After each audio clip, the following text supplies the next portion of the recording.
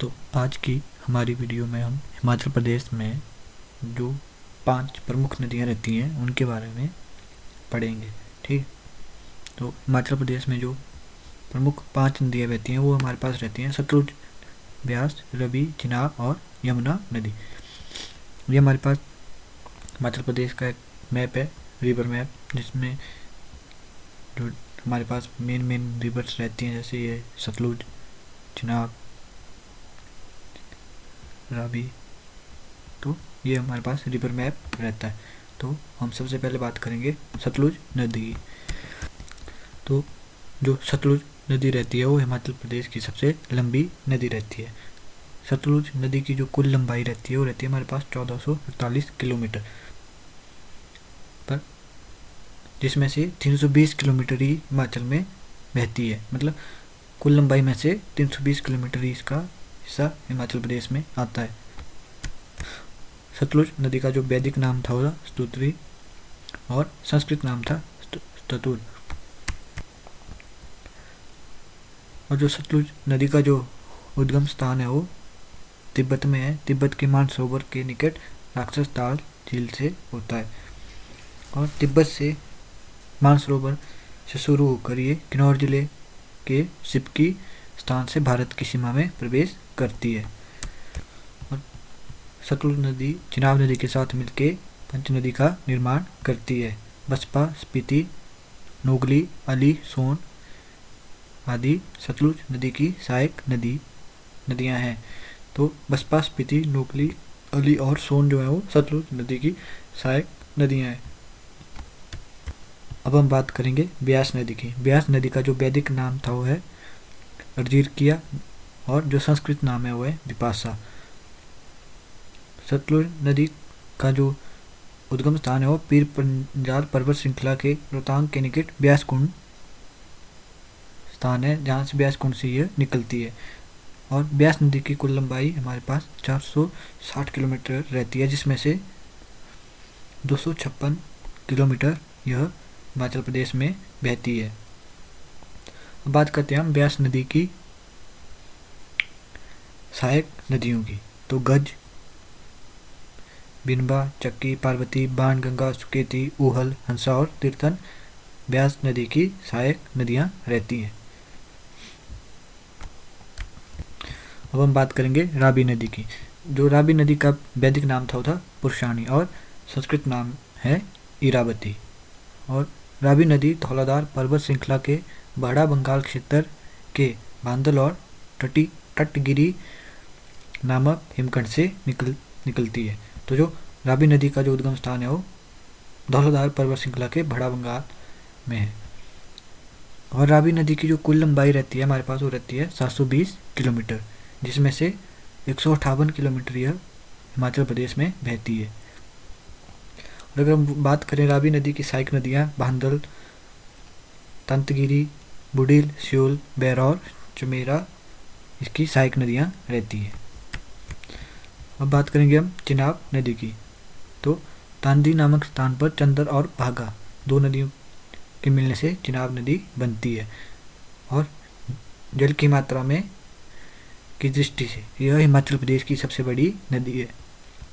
चिनाब नदी का जो वैदिक नाम था अस्किनी और संस्कृत नाम है चंदर बागा। और ये हिमाचल प्रदेश में 122 किलोमीटर बहती है, यानी हिमाचल प्रदेश में इसकी लंबाई 122 किलोमीटर है। अब बात करेंगे हम यमुना नदी की। तो यमुना नदी का जो वैदिक नाम है वो कालिंदी। तो और जो यमुना नदी का जो उद्गम स्थान है वो उत्तराखंड के कालिंद पर्वत के यमुनोत्री नामक स्थान से रहता है। यानी यमुनोत्री नामक स्थान जो कि उत्तराखंड के अंडर आता है, वहाँ से यमुना नदी का उद्गम होता है। और यमुना नदी की कुल लंबाई हमारे पास 1525 किलोमीटर रहती है, जिसमें से यह 22 किलोमीटर हिमाचल प्रदेश में बहती है। मतलब यमुना नदी है वो उत्तराखंड से हिमाचल प्रदेश में खोदर मादरी नामक स्थान से प्रवेश करती है और ताजेबाला से निकलकर हरियाणा में प्रवेश करती है। और अगर हम बात करें यमुना नदी की सहायक नदियों की, तो टॉन्स, गिरी, पब्बर, आंध्रा, बाटा और जलाल इसकी कुछ या प्रमुख सहायक नदियां रहती हैं। तो ये थी हमारे पास हिमाचल प्रदेश की 5 प्रमुख नदियां: सतलुज नदी, ब्यास नदी, रावी नदी, चिनाब नदी और यमुना नदी। हम इनके ऊपर बेस्ड कुछ जो एमसीक्यूज रहते हैं उनको डिस्कस करेंगे, जो कि बहुत ही इम्पोर्टेंट रहते हैं। तो हमारे पास पहला प्रश्न आता है, हिमाचल प्रदेश की कौन सी प्रमुख नदी से कांगड़ा और कुल्लू की घाटियां निर्मित हुई हैं? तो हमारे पास ऑप्शंस रहते हैं सतलुज, ब्यास, रावी और चिनाब। तो कांगड़ा और कुल्लू की जो घाटियां निर्मित हुई हैं वो हुई हैं हमारे पास ब्यास नदी से। दूसरा प्रश्न आता है हमारे पास, इनमें से कौन सी नदी हिमाचल प्रदेश में प्रवाहित नहीं होती है? और हमारे पास ऑप्शंस आती हैं सतलुज नदी, ब्यास नदी, रावी और झेलम। तो ऐसी कौन सी नदी है जो हिमाचल प्रदेश में प्रवाहित नहीं होती है? तो सतलुज, ब्यास और रावी तो हिमाचल प्रदेश की प्रमुख नदियाँ। तो झेलम नदी जो है वो हिमाचल प्रदेश में प्रवाहित नहीं होती है। चिनाब नदी का उद्गम स्थल,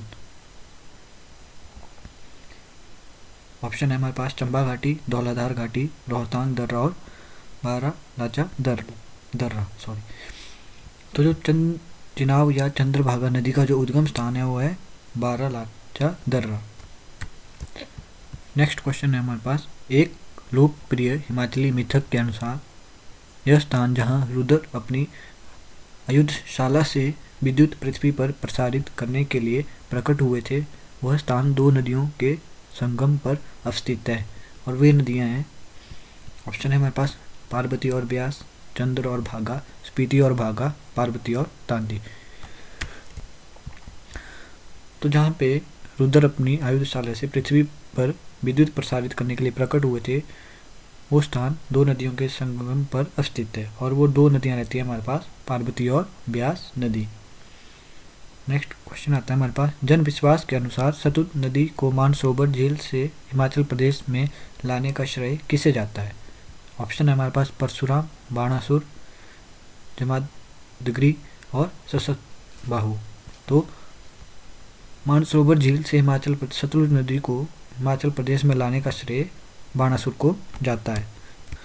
नेक्स्ट क्वेश्चन आता है हमारे पास, रावी नदी का वैदिक नाम क्या है?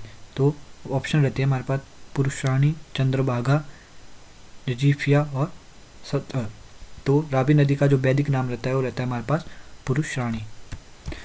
नेक्स्ट क्वेश्चन आता है हमारे पास, बुधिल धारा का उद्गम होता है बड़ा भंगात से, चंद्रताल से, मणिमहेश से और रेणुका से। तो बुधिल धारा का उद्गम होता है मणिमहेश से। नेक्स्ट क्वेश्चन आता है हमारे पास, गया पतन पुल जो बिना स्तंभों के होने के कारण हिमाचल प्रदेश में अपनी किस्म का पहला पुल है, किस नदी पर बना है? ऑप्शन है रावी नदी, सतलुज नदी, यमुना नदी और ब्यास नदी। तो गया पतन पुल जो बिना स्तंभों के होने के कारण हिमाचल प्रदेश में अपनी किस्म का पहला पुल है, वो ब्यास नदी के ऊपर बना है। निम्न में से कौन सी ब्यास की सहायक नदी नहीं है? सुकेती, बाणगंगा, अली और ऊहल। तो जो ब्यास नदी की सहायक नदी नहीं है वो है अली नदी। नेक्स्ट क्वेश्चन आता है हमारे पास, गिरी नदी किस घाटी से निकलती है? कुपर चोटी, सोतांग चोटी, हनुमान टिब्बा और सिला चोटी। तो गिरी नदी कुपर चोटी से निकलती है। सतलुज हिमाचल प्रदेश में कहाँ प्रवेश करती है? सिपकी किन्नौर, शिला किन्नौर, पूह किन्नौर और टापरी किन्नौर।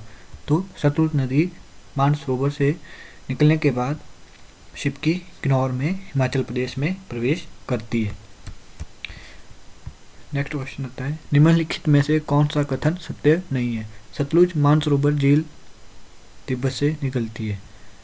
ब्यास रोहतांग दर्रा के पास ब्यास कुंड से निकलती है। रावी कांगड़ा में बड़ा बंगाल से निकलती है। यमुना पूह किन्नौर से निकलती है।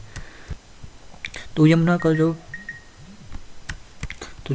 का उद्गम स्थान है वो यमुनोत्री है। तो यमुना पूह किन्नौर से निकलती है, यह कथन सत्य नहीं है। किस नदी का संस्कृत नाम बिपाशा है? सतलुज नदी, रावी नदी, ब्यास नदी और यमुना। तो विपाशा ब्यास नदी का संस्कृत नाम है। ब्यास नदी का वैदिक नाम क्या था? हमारे पास ऑप्शन आते हैं पुरुषाणी, शतुद्री, अर्जिकिया और कालिंदी। तो ब्यास नदी का वैदिक नाम अर्जिकिया है। नेक्स्ट क्वेश्चन आता है हमारे पास, चंबा किस नदी के दाएं किनारे अवस्थित है? ब्यास नदी, रावी नदी, सतलुज नदी और चंद्रभागा। तो चंबा रावी नदी के दाएं किनारे अवस्थित है। यमुना नदी का वैदिक नाम क्या है? अर्जिकिया, अक्षेनी, कालिंदी और पुरुषाणी। तो यमुना नदी का जो वैदिक नाम था वो था हमारे पास कालिंदी। नेक्स्ट क्वेश्चन आता है हमारे पास, पांवटा साहिब गुरुद्वारा किस नदी के किनारे स्थित है? यमुना नदी, सतलुज नदी, ब्यास और रावी। तो पांवटा साहिब गुरुद्वारा यमुना नदी के किनारे स्थित है। नेक्स्ट क्वेश्चन आता है हमारे पास, रावी नदी कहाँ से निकलती है? बारालाचा दर्रा, बड़ा बंगाल, मणिकर्ण और शिवालिक। तो रावी नदी बड़ा बंगाल से निकलती है। हिमाचल प्रदेश की सबसे लंबी नदी कौन सी है? सतलुज नदी, ब्यास नदी, चिनाब नदी और रावी नदी। तो हिमाचल प्रदेश की सबसे लंबी नदी सतलुज नदी है। यह सतलुज नदी हिमाचल प्रदेश में 320 किलोमीटर बहती है। कौन सा खड्ड कांगड़ा किले से होकर बहता है? पार्वती, चंद्रा, पीरगंगा और बाणगंगा। तो बाणगंगा कांगड़ा किले से होकर बहता है। सतलुज नदी का ऋग्वेदिक कालीन नाम क्या है? सबरी, विपाशा, शताद्री और सुजैन। तो सतलुज नदी का ऋग्वेदिक कालीन नाम शताद्री है। निम्नलिखित में से कौन सी नदी का उद्गम हिमाचल प्रदेश में नहीं है? ब्यास, सतलुज, चिनाब, रावी। तो जो सतलुज नदी का उद्गम स्थान तिब्बत है। तो यह ऑप्शन सही होता है क्योंकि सतलुज नदी का उद्गम स्थान हिमाचल प्रदेश में नहीं है। चंद्रभागा नदियाँ हैं वो कहाँ मिलती हैं? तांदी, उदयपुर, जालमा और कोकसर। तो चंद्रभागा नदियाँ तांदी नामक स्थान पर मिलती हैं। ब्यास नदी किस जिले से संबंधित नहीं है? ऊना, मंडी, कुल्लू, कांगड़ा। तो ब्यास नदी ऊना जिले से संबंध नहीं रखती है। बाणगंगा निम्न में से किसकी सहायक नदी है? ब्यास, यमुना, गंगा और उनमें से कोई भी नहीं। तो जो बाणगंगा है वो ब्यास नदी की सहायक नदी है। किस ग्लेशियर से रावी नदी का उद्गम होता है? बड़ा शिगड़ी, बड़ा बंगाल, रोहतांग और दुधोन। तो बड़ा बंगाल से रावी नदी का उद्गम होता है। टॉन्स किसकी सहायक नदी है? सतलुज, रावी, यमुना और ब्यास। तो टॉन्स नदी जो है वो यमुना नदी की सहायक नदी है। नेक्स्ट क्वेश्चन आता है हमारे पास, किस नदी का वैदिक नाम अर्जिकिया था? रावी, सतलुज, ब्यास और यमुना। तो ब्यास नदी का वैदिक नाम अर्जिकिया था। सिउल धारा किस नदी की सहायक है? चिनाब, यमुना, रावी और ब्यास। तो सिउल धारा रावी नदी की सहायक नदी है। नेक्स्ट क्वेश्चन आता है हमारे पास, डोडरा का कबार किस नदी घाटी में स्थित है? पब्बर, टॉन्स, यमुना, गिरी। तो डोडरा कबार टॉन्स नदी घाटी में स्थित है।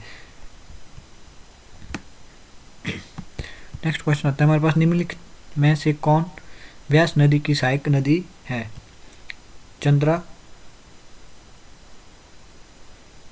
मानखुड, बहरा और शेरखुड। तो मानखुड ब्यास नदी की सहायक नदी है।